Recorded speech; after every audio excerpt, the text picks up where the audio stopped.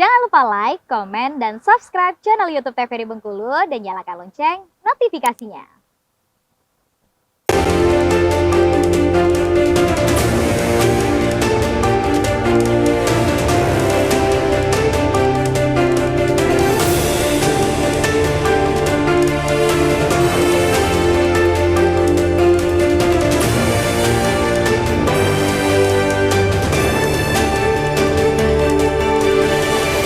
Terima kasih pemirsa, Anda masih bersama kami di Brando TVRI Bengkulu bersama saya Kula Nasrullah, Bang Firdaus Alamsyah dan Bang Teguh Realdo, gitu kan.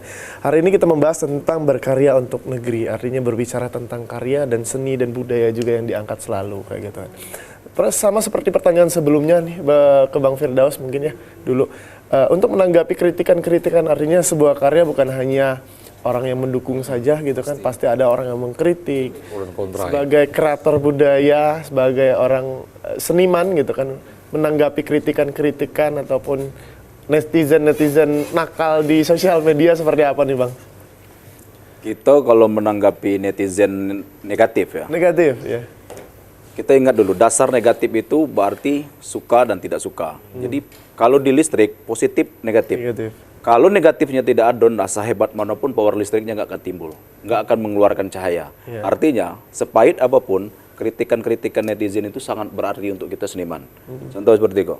Kalau seandainya kami dulu waktu berbuat masih menjadi pelaku musik dol, kalau kami tidak menerima kritikan, maka kami tidak go internasional.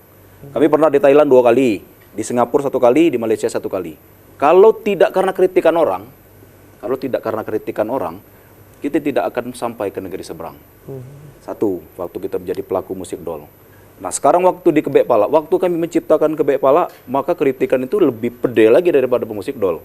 Kalau musik dol orang cukup menutup telinga dan melempar seng tempat kita latihan. Oh iya. Tapi kalau untuk Kebek Palak, waktu kami bikin Kebek Palak beberapa tahun kemarin, itu kato-katonya luar biasa, langsung dengan hujatan. Jadi pelakuan dan hujatan. Kami dulu kalau pakai Kebek Palak itu tuh orang gilo, orang sakit palak, orang macam-macam, orang pening segala macam. Artinya dari kritikan-kritikan seperti itu, ngecek ke si A, oh Union Kebek Palak tuh bikin pening palak. Itu ini. Akhirnya Kebek Palak kok orang menjadi penasaran, orang yang suka Apa nih Kebek Palak? Kebek Palak tuh apa Kebek Palak? Akhirnya tanpa kita sadari, dan itu juga doa orang masyarakat Bengkulu, tanpa kita sadari dari obrolan-obrolan sehat dan obrolan-obrolan yang tidak sehat, Kebek Palak rekor muri dunia. Bukan rekor Indonesia, rekor muri dan itu ada bukti otentiknya. Dilakukan oleh BEM Unip, dan sekarang Kebek Palak sudah haki. Dan negeri lain tidak bisa mengklaim kalau Kebek Palak punya si Jambi, punya Riau atau punya Bangka Belitung, tidak.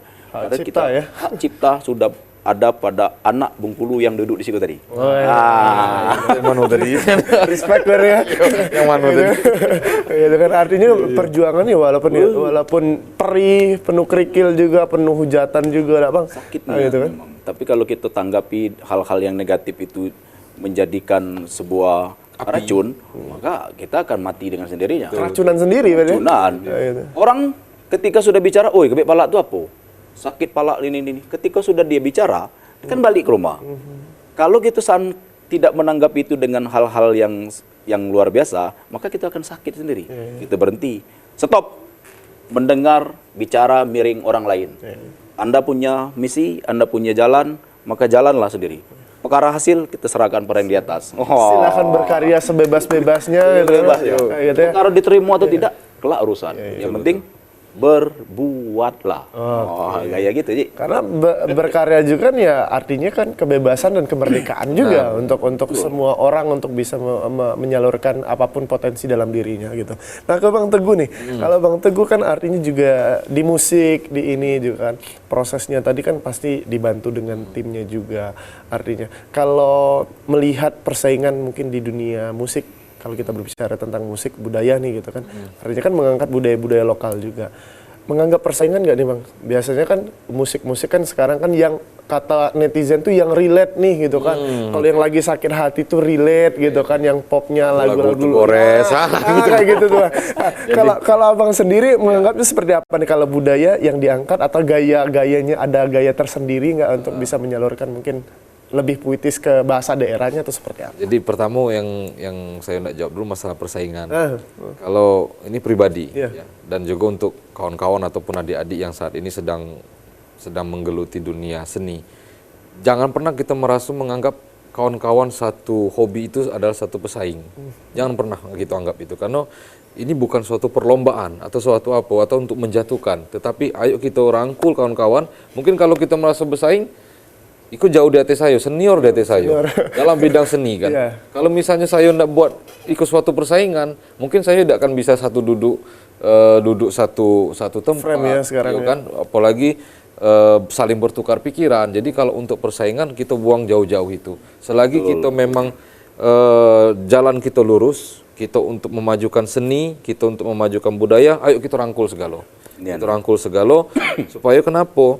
Supaya budaya Bengkulu, lagu Bengkulu, seni Bengkulu bisa diterima di halayak ramai. Bukan hanya di Bengkulu aja, bisa diterima di Aceh, di Jambi, di mana-mana. Karena kadang kita mirisnya sikok mirisnya. Pagi terduduk lagi apa, misalnya seperti di acara-acara hajatan orang nikah. Galak bawa lagu provinsi lain, galak bawa lagu apa, sementara lagu awak tidak. Padahal lagu kita kok kurang elok apa? Iya. Sebenarnya kan. Nah, jadi itu yang harus kita tanamkan sekarang. Pertama pesaing, jangan pernah anggap kawan-kawan bersaing. Apalagi cak zaman dulu jadilah kalau yang zaman ngeband pas nak ada festival saling jelit, pesaing. Nah, itu jangan. Yang penting saat ini kita rangkul.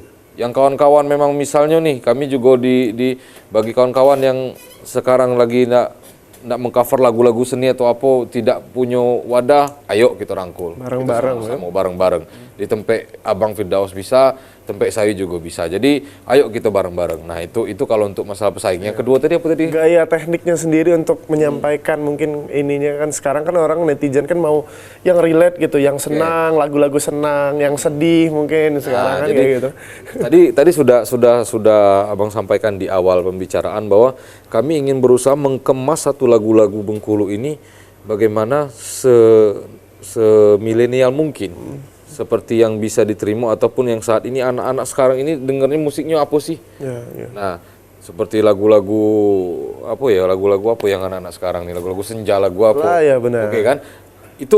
Itu yang akan kita bawa tetapi dalam versi daerah. Versi daerah. Mungkin lagu Ikan Pais yang akan dibuat seperti itu nanti. Mungkin lagu Bekat Akurat tadi yang akan kami kemas semodern mungkin atau sehingga bisa diterima dengan para generasi Z saat ini. Paling seperti itu. Ya, artinya juga menyesuaikan dengan zaman. Ya. Supaya lagu-lagu kok bukan yang dengar orang-orang dulu aja. Kalau orang dulu kan dengar lagu-lagu, kalau kita tengok di YouTube sekarang cari Ikan Pais, versi lama, yang masih pakai kaset dulu kan dengar kan. Dan videonya masih. Mungkin itu yang membuat kawan-kawan generasi Z ini agak kurang lemak dengarnya.